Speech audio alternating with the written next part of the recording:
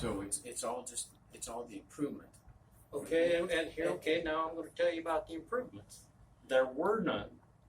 This property is about 10 years old and was built. All of it was built at one time. And so we haven't done any building, we haven't been doing any improvements or nothing. Okay. So When we say improvements, we're actually talking about the buildings, not necessarily that they've been improved or painted or anything. It's just the building structure, okay, the building. So so arbitrarily, you're telling me that my no, house I'm is not. worth $200,000 more in 1 year. no. What I'm saying, I want to make sure we're talking about the same terminology. Okay, so the building is what we call the improvement. That's I just want to make sure that we're clear on that. Okay. Okay. There's for some reason there's. And what is the reason? Well, we're looking. I'm looking here honestly at the improvement here in realware, and so this was in 18, which gave it the value of 330. Which is probably about right. This 330 plus the land. Yes, right. Those dollars are no. just the house. disputing That's the just the land house. and all of that. Well, what I'm looking at here is the value of the improvement, which is separate from the land in 18, and wonder if it wouldn't. I guess the LEA would. Well, the neighborhood might be the difference, right? Tell them where the house is, John. No. Oh. That's still true. And this is 18. Yeah. Doesn't have anything with that Tyler development down the road, does it? Or I'm sorry. across the street, across West Belton Road. So Lisa it'd be the Burridge same. is really. Cooking it up. I'll have to go by and look on my way home. Would it have anything to do with Burridge building up over there too? 98. Did the neighborhood change? You got Lisa Burridge building like crazy over there. You got Keith Tyler's down there. Yeah, there's two developments going in. They aren't in yet, but that nevertheless, Yeah, property is alkali Neighborhood's the and same. greasewood. yeah. It's not the same kind of property as what theirs is. That's what Dana said last night. That's alkali, man. It'd be hard to grow anything on it. Well, not only that, you can build on it. Yeah. You can't build on alkali flats. Yeah, that's it. It's neighborhood adjustment 22%. So what are you guys going to do with it about that? We are going to look at it. Good. Yeah, because you can't have that kind of a jump. 200K, that's a lot of money. That's makes me feel like, personally, it makes me feel like I'm targeted. And you would too. If I had the ability to nail you for 73% increase, you would be squealing like a mashed cat yourself. Yep. I don't have that ability, and I wouldn't do it to you either if I had the ability. Well, I- Matt was saying something the other day on the phone to me that properties need to be having an assessor go out and actually look at the property. And I think, Jill, that's a lot of the issue here too. Honestly, is the DOR has a rule where the assessor shall visit each parcel once every 6 years, and in Natrona County that's never happened. Yeah. Okay? And I think what we're seeing today is a kind of cumulative effect of the lack of getting out there and getting familiar with each property, because the characteristics that we have on each account is really what determines the accuracy of the fair market value that we're producing. Yeah, and you said you were going to hire more staff to help you Well, I'm get. going to try. I mean, I've got to get Permission. from the commissioners. I mean, Should we go to the commissioners and stand up and say, hey, Matt needs help down there? Because we will. Well, yeah, we're doing that. I wouldn't turn any help down, honestly. And we're actually going to go to the State Board of Equalization, and we'll be there tomorrow morning at 10. Good. Visit with those folks, and just be really honest about where we're at, and say, look, this is we have multiple adjustments in the county that that the DOR says you must remove, you can't justify. And we're gonna put those back on. It was my mistake, honestly, taking them off to start with.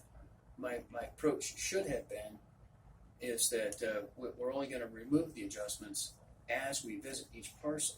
That makes more sense. Because as soon as you need to familiarize yourself with that account, and then make an assessment of what's fair. So Exactly. That's the approach we take.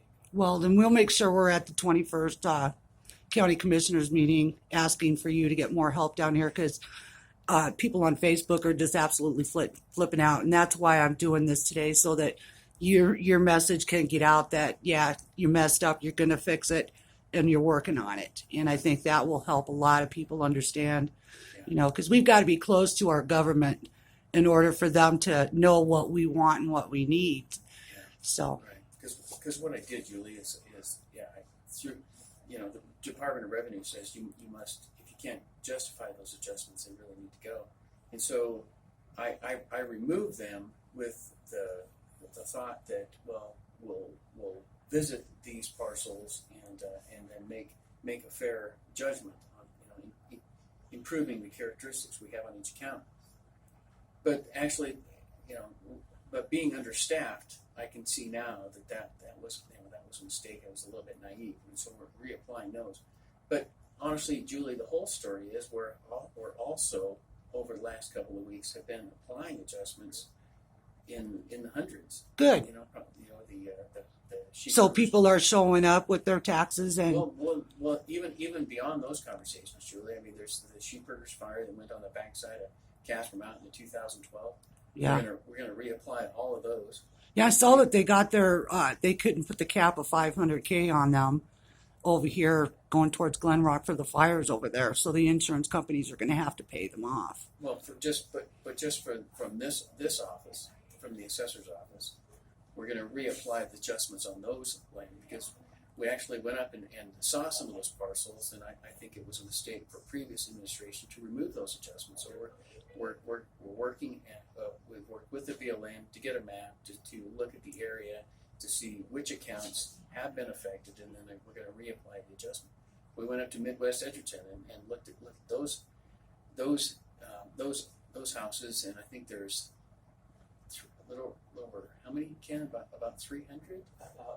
About 300, whatever, adjustments we're gonna be making to that area up there. So yes, we did take some off that we're gonna reapply, and then just any changes that we make from this point going forward, we're actually gonna visit the parcel first. Good. So you're going to do that for John then? Well, we're looking at John's now, honestly, but also the whole picture is we're making progress. I mean, we walked in here, Julie, with a lot of work to do, and because they value the land.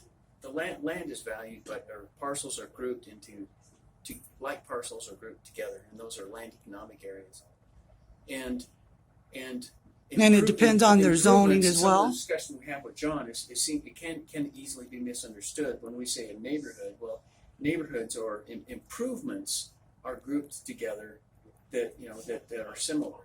Okay, and all this mass appraisal system is based off of sales. Ah, And Julie, there's not anything in this office that hasn't needed work on. Nothing. And because we've been cleaning up the LEAs, we've been cleaning up the sale, we've been cleaning up the neighborhoods, and we've made progress. And Julie, I think it's fair to say that okay, so we've made good progress, but we've got a long way to go yet. Honestly, I think that's why we're seeing a lot of what we're seeing.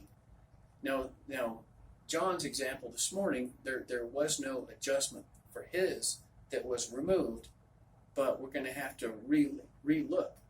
For example, you can go up Coal Creek and you can see all those B.B. Brooks improvements, and there's the trailer park up on the end of Coal right. Creek, that Not even in the same ballpark as far as, Thank you, right? And so for an example, we've separated that trailer park into a different neighborhood. Because You have it's to. an appropriate thing to do. that's So- a good idea. When we're digging into John's here, we need to relook. And yeah, there's been a lot of development in that area, and so has his neighborhood adjustment been an increase of 22% because it was included with all the improvements? We'll have to look at that. Yeah, well, I would be thinking that anything on that side of Robertson Road where the developments are happening would be different from John's. Because John, how much acreage is there?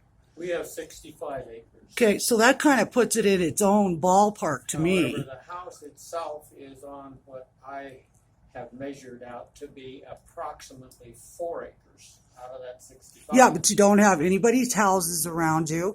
You don't have any, Nobody close to us. Yeah, no, you're like a man on an island over there, and it's across the highways, both the new West Belt Highway and Surrounded by Robertson. Greasewood, Yeah, Right.